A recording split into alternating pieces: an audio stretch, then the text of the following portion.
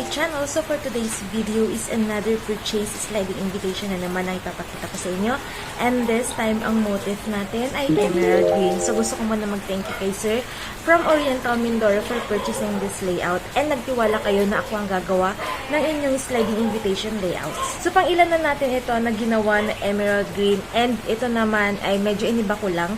Pero same pa din siya. Ginawa kong light yung background nung sa insert. So as in parehong-pareho lang din siya dun sa mga nauna kong ginawa. Iniba ko lang yung background doon sa inserts. So sobrang dali ko lang din ito na ginawa. So hindi ko na patatagalin ito at papakita ko na sa inyo. Parang pinalitan ko lang yung mga names, yung mga wordings, yung mga details dito sa sliding invitation na ito. Dahil available naman itong motif na ito. At anytime pwede itong baguhin or palitan or gamitin. So ito na ipapakita ko sa inyo kung paano ko ito ginawa.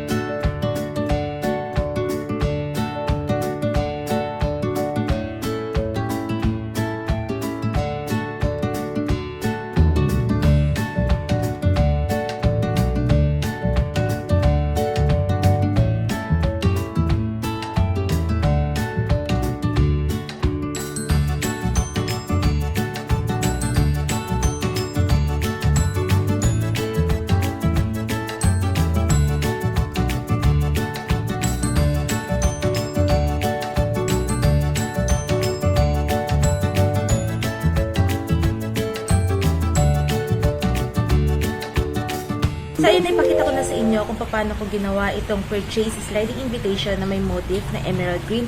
So, again, thank you so much, sir, from Oriental Mindoro for purchasing this layout. And nagtiwala kayo na ako ang gagawa ng inyong sliding invitation layout. So, again, thank you so much. And kayo naman na nanonood. So, kung gusto ninyo ng ganitong motif, pwede ninyo na i-purchase ito sa akin. Mag-message lang kayo sa aking email, nandiyan sa description box, or pwede din sa aking Facebook page na Inspired by Cass. So again, thank you so much for watching, and kung may mga request and suggestion pa kayo, mag-comment lang kayo dyan sa baba at gagawin natin yan ng video. Again, thank you so much for watching, and see you sa aking next video. Don't forget to like and subscribe. Bye!